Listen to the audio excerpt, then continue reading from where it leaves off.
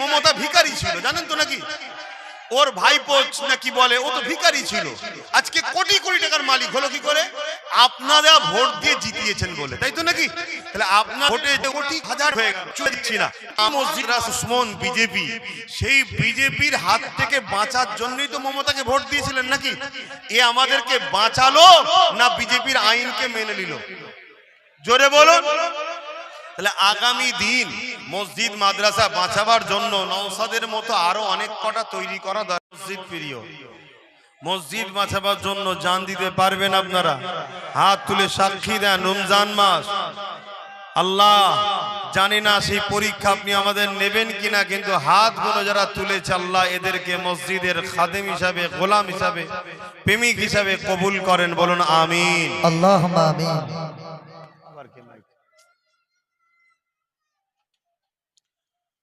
হাত নামান।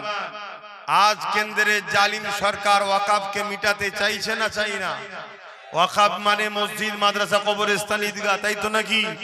আমি যেখানেই যাই, লোক যাই বলুক, একটু ওয়াকাফ নিয়ে দু কথা বলি। আমি এখানে একটু বলবো, আপনারা সহমত? সহমত? কেন ওয়াকাফ চলে যাওয়া মানে মসজিদ মাদ্রাসা কবরস্থান ঈদগাহ খানকা চলে গেলে আর ইসলামের রইল কি? তা মসজিদ বাঁচাবার দরকার আছে না নাই? সত্যি যদি মসজিদ বাঁচাতে চায় তার একটা ছোট্ট নমুনা দেখান। এখান থেকে 10টা মানুষ, মাত্র রমজান শরীফের মাসে 10টা মানুষ 5000 করে টাকা নেব মসজিদের জন্যে। যদি 10টা আপনারা দেন, 11 নম্বর আমি দেবো। মাত্র 10টা মানুষ 5000 করে টাকা এই মসজিদের জন্য। থাকলে নগদ দেবেন, না থাকলে লিখে নেবেন।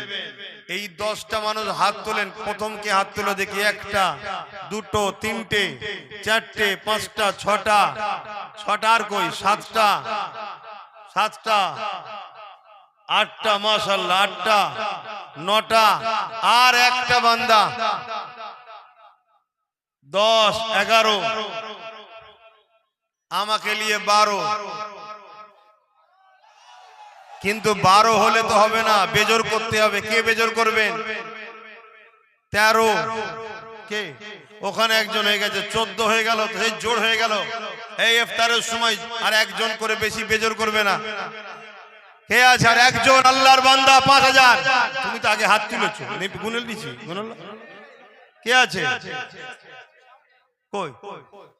তাহলে 15। আজ যেন এর সাথে কেউ দেবেন না, তাহলে আবার বেজোর হয়ে যাবে, আবার তুলতে হবে। বসুন, নাম গুলো লিখবো। বসে যান, বসে যান, বসে যান, এক্ষুনি দোয়া হবে। তাহলে 15 জনের নামটা লিখে নেন, যাতে নগদ আছে দেবে। 15 জনের লিখে নেন। আর ছেলেরা যাচ্ছে, যার যা খুশি আল্লাহর ঘরের জন্য দেন। যার যা খুশি আল্লাহর ঘরের জন্য দেন।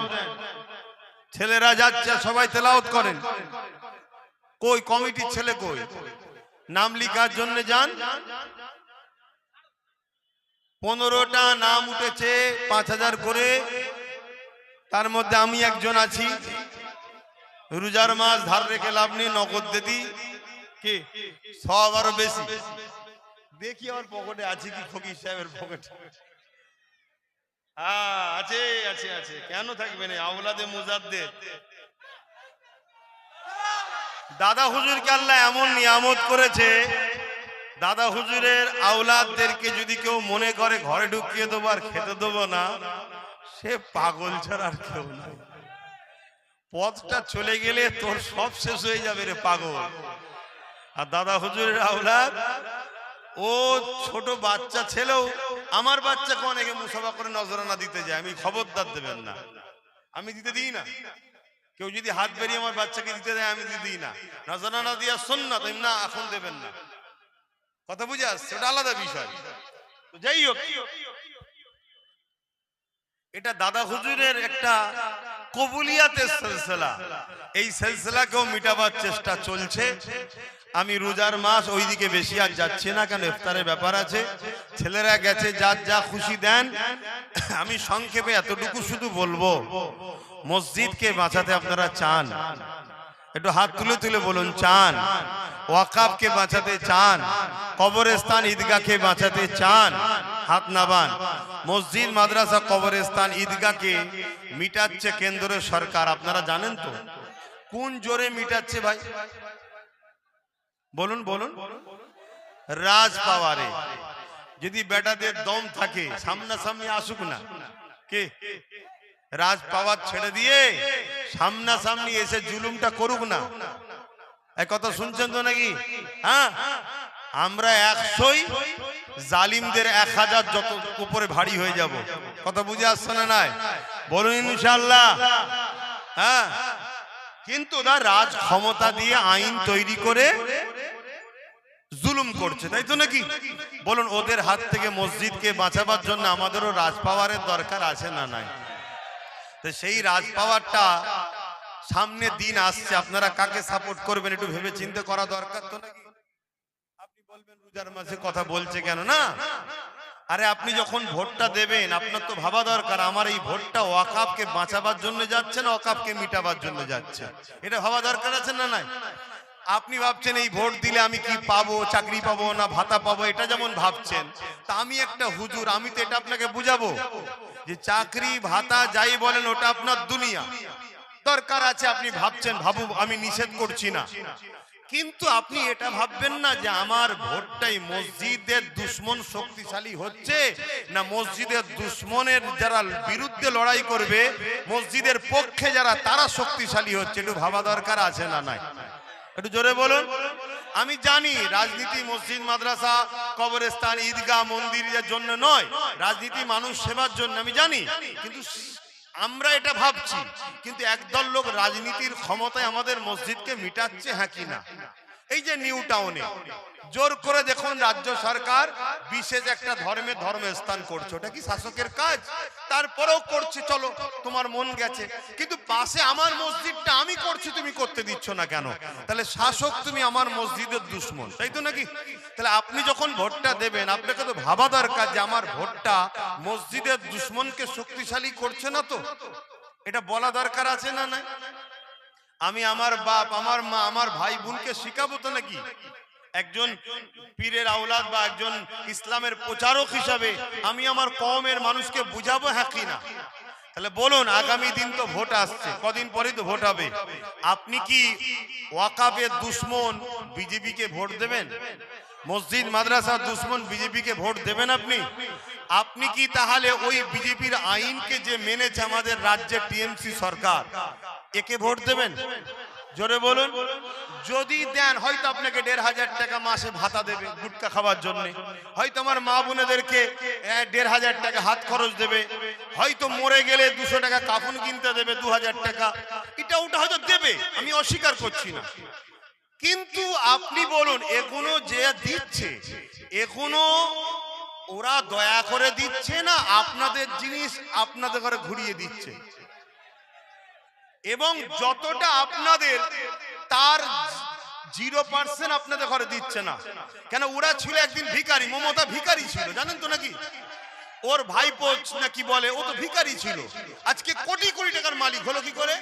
আপনারা ভোট দিয়ে জিতিয়েছেন বলে, তাই তো নাকি? তাহলে আপনার ভোটে কোটি হাজার হয়ে গেল, চলছি না।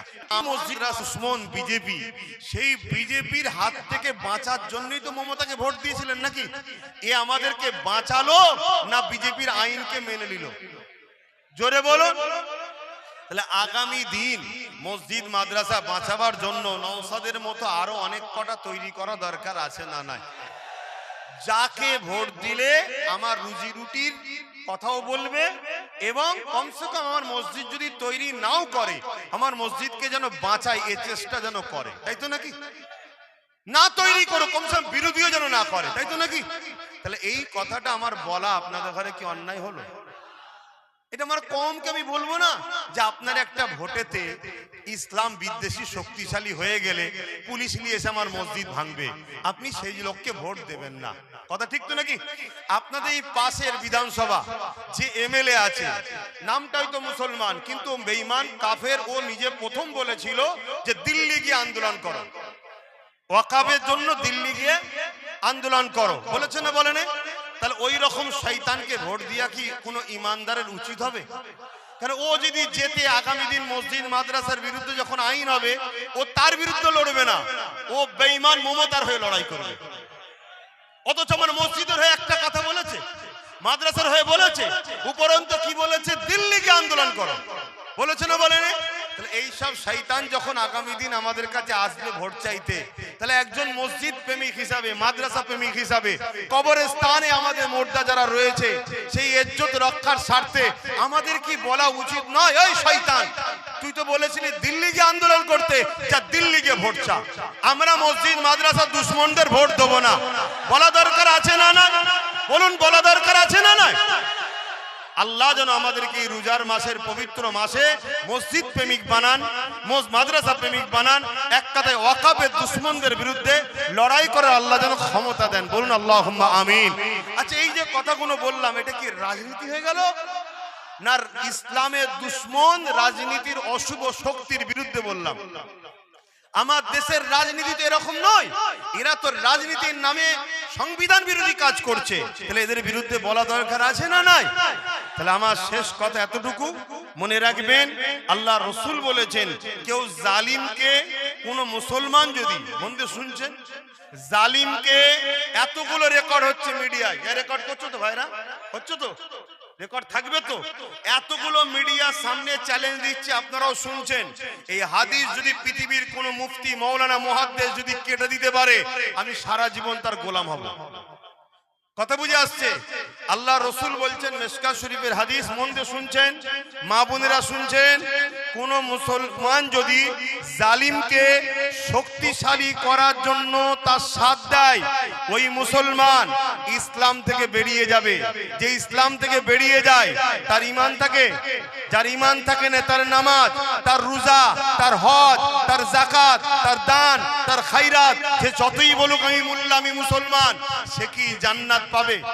তাহলে আমি আপনাকে বলবো, ভিক্ষার পাল্লাই পড়ে দুনিয়া তো শেষ হচ্ছে, বাচ্চাগুলোর ভবিষ্যৎ শেষ হচ্ছে, শিক্ষা, স্বাস্থ্য, কর্মসংস্থান তো ধ্বংস হচ্ছে, কিন্তু যে জালিম, তাকে যদি ভোট দেন, শক্তিশালী করার জন্য তো ভোট দেয়, তাহলে মুসলমান ইসলাম থেকে বেরিয়ে যাবেন। রাসূলুল্লাহর হাদিস, যে মসজিদ ভাঙতে চায়, মাদ্রাসা ভাঙতে চায়, তাদের থেকে বড় জালিম আমাদের কাছে কেউ আছে?